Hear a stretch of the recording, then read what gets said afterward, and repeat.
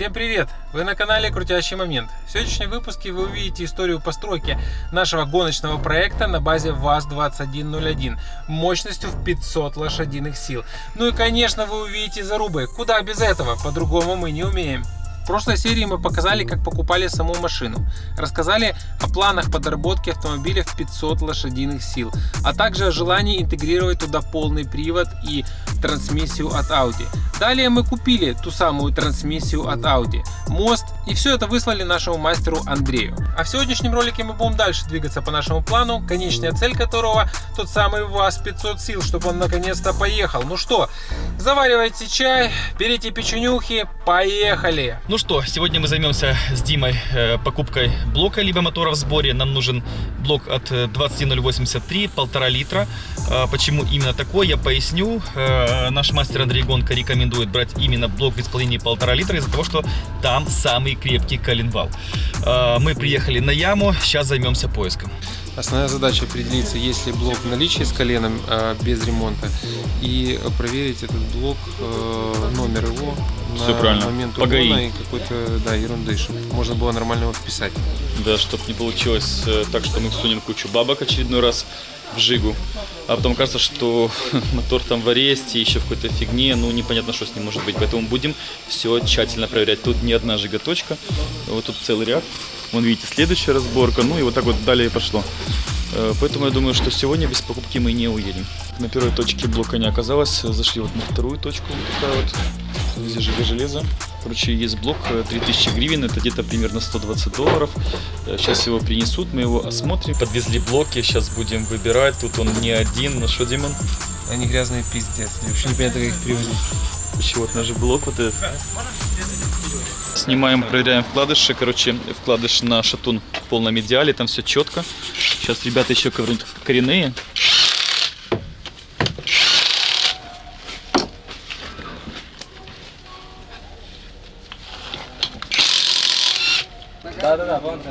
Но вкладыши подизношены, но это не столь важно. Главное, чтобы все остальное было целое. Так, здесь в принципе все норм. Да, да, все хорошо. Ну, все четко. Будем брать. Так вот он выглядит, он в полном говне, но как обычно. Посмотрим гильзы. Блок не гильзованный, цилиндры целые. За колено мотор крутится. Пакуем очень тщательно, будем перевозить на тройке Димона. Главное тут ничего не засрать. Но думаю, будет все нормально. Все упаковали, погрузили, едем загрузим в Жигу, а затем Жигу отправим на лафете Андрея Гонки. Своим ходом ехать не будем, мне хватило поездки из Кривого Рога в Одессу с одной поломкой, которую вы ранее видели, поэтому так рисковать больше я не собираюсь. Ребята, вот он блок, запаковали. Поверьте, у него будет большое будущее, мы его зарядим, он будет драть жопу ваговодам, BMW-стам, паршеводам. Короче, кайфовать по полной, и самое главное, будет драть жопу нам, по бабкам, естественно. Правильно, Паша? Да, так и есть. Да. Погнали? Да, погнали.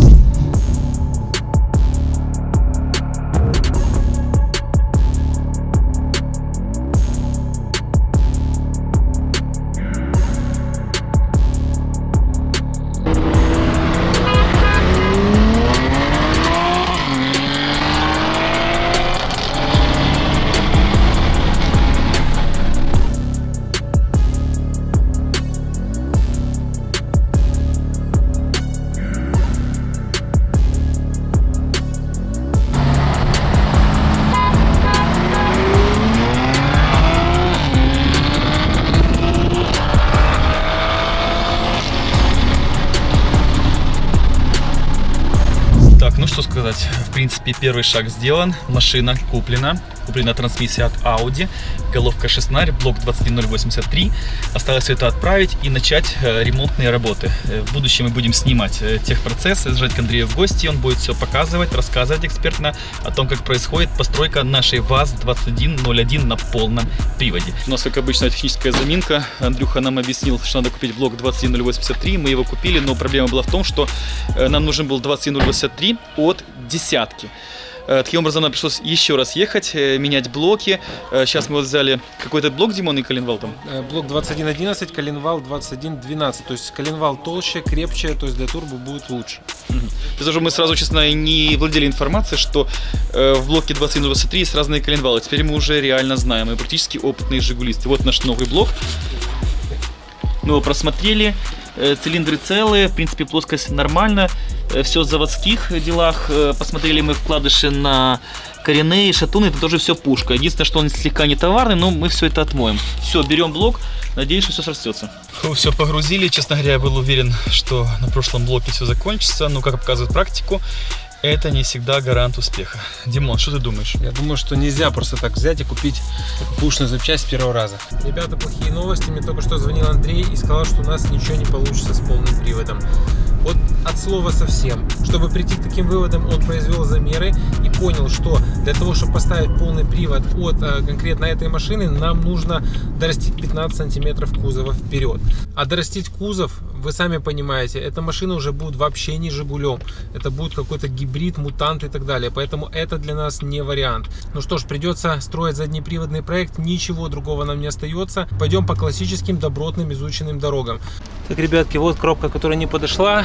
Что ж, забрал ее с новой почты и еду отдавать Руслану. Отдал коробку. Громадное спасибо Руслану, что дал возможность примерить ее. Ну что ж, теперь вопрос, как же строить тачку на заднем приводе. Мы долго думали и придумали.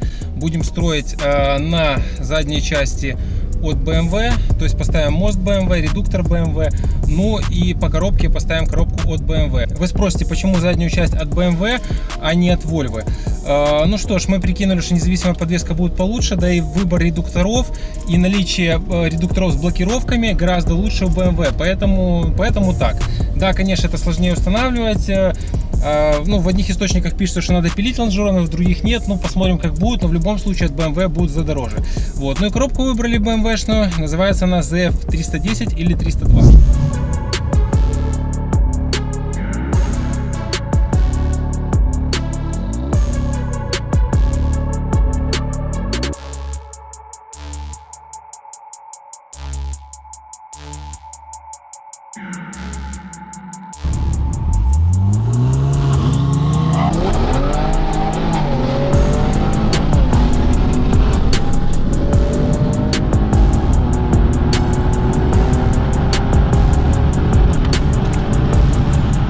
Хорошая тачка Audi, тем более S-ка, но, скажем так, нужен соперник позабористее, помощнее и покрепче. Значит, мы почитали информацию, посоветовались с нашим товарищем Лешей Коршуном. Леша, спасибо за совет. Значит, вот эти коробки ZF 310-320 в принципе самые оптимальные по соотношению цена-качество в нашем варианте. Они держат примерно там 400-450 сил. Ну, как бы запас есть. Может быть, качнем 500, но посмотрим, как карта ляжет. Поэтому мы нашли коробку, заднюю балку E30, рычаги E36 компакт, подисковые тормоза. Сейчас едем, осмотрим. Если все хорошо, ну, берем и отправляем Андрею в гонки. Вот она коробочка ZF 310. BMW. Балка E30, рычаги E36 компакт, дисковые тормоза. Отправляем все на установку Андрюхи. Ребята получили ряд ништяков для нашего турбоваза. Давайте посмотрим, что к нам пришло. Шатуны Club Turbo, кованые, держат порядочную мощность. Так, отодвигаем в сторону, смотрим дальше. Поршня STI, вот такие вот поршня. 4 штуки, это тоже кованые, держат приличную мощность. Давайте посмотрим маркировку, кому интересно. 216 на 84, компрессионная высота 37,8. Так, маслонасос повышенной производительности. Это нестандартный маслонасос. Теперь касательно мозгов. Январь 5.1. Считаю, что это лучшие мозги для настройки и постройки турбоваза. И провода под катушки от Audi R8. Все уже сделано.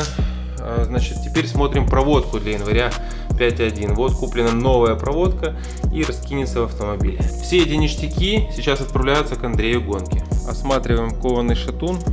Он имеет красивую гравировочку clubturbo.ru. Суровое изделие. Теперь более игривый и блестящий поршень. Покрытие такое, да, симпатичное у него. Тоже кованый. Держит, я думаю, сил 500 свободно, если не больше.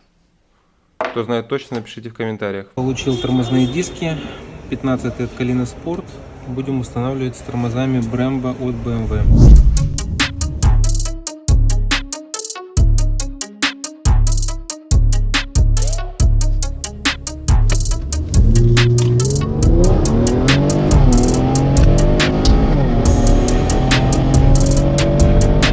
Bye-bye, BMW!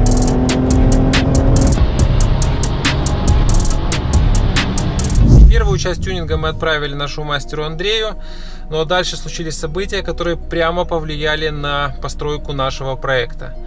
Что я имею в виду? Началась война, Россия напала на Украину. В Бородянке, где находится СТО нашего мастера, были наиболее сильные, точнее дни с наиболее сильных боестолкновений. И, соответственно, в результате этого уничтожено СТО Андрея полностью. Сгорели автомобили клиентов, ранее был уже ролик про это. Вот, кому интересно, ссылку оставлю в описании. И, соответственно, сгорела от этой машины головка блока цилиндров, которую мы ранее отправляли в прошлом видео на Андрея. То есть она сгорела, потому что она была на столе непосредственно в мастерской, и вот как бы ее нет. Поэтому нам пришлось покупать новую. Собственно, мы купили и выслали. Значит, дальше.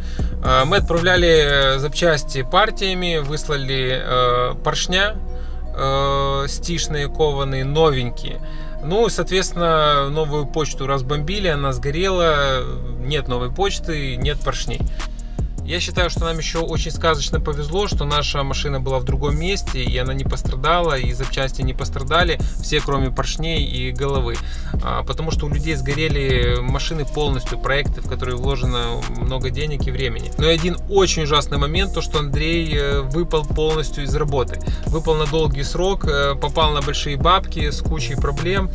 Вот, мы ему как смогли помогли, немножко деньгами, немножко медийной поддержкой. Ну что ж, спустя 7 месяцев Андрей снова восстановил работу в том формате, который позволяет ему продолжать строить наш проект. Поэтому мы сейчас возвращаемся к покупке запчастей, покупаем запчасти вместо тех, которые сгорели, покупаем новые ништяки и все это будем высылать.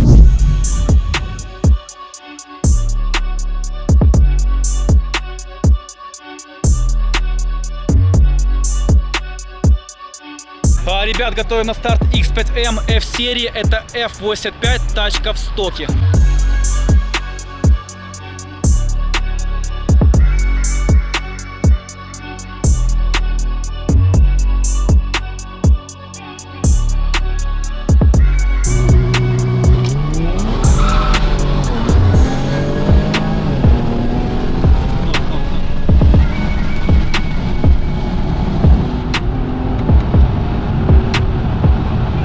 Мощный старт от Infiniti.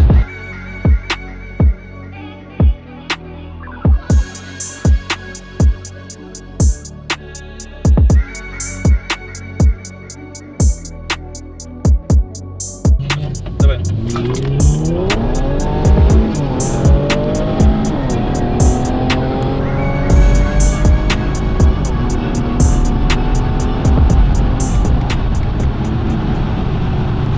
Что ж, самая интересная часть. Приступаем к шопингу. Итак, начинаем разбирать покупки. Первое, что мы взяли, это распредвалы ОКБ 535.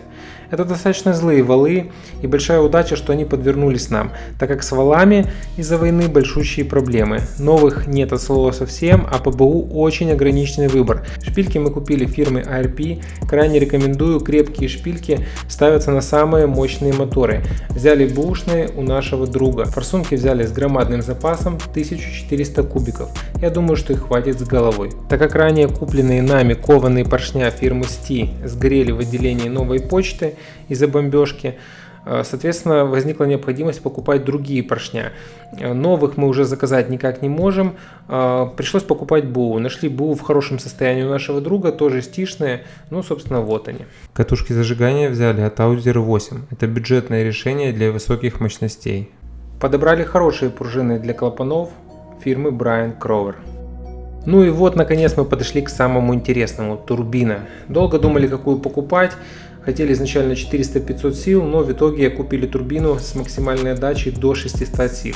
Турбина фирмы Stigan GTP38, РФ номер 847-1426. Очень мощная турбина, аналог 35-го Гаррета. Зажигать она будет явно не по-детски. Ну что ж, все запчасти отправили Андрею, теперь, как говорится, мяч на его стороне. В следующей серии вы, вероятнее всего, увидите финальную сборку машины, конечный результат, увидите, что получилось, или же узнаете, почему все не получилось, пошло не по плану.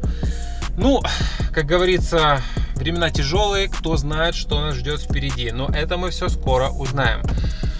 Ну что ж, всем пока, с вас лайки.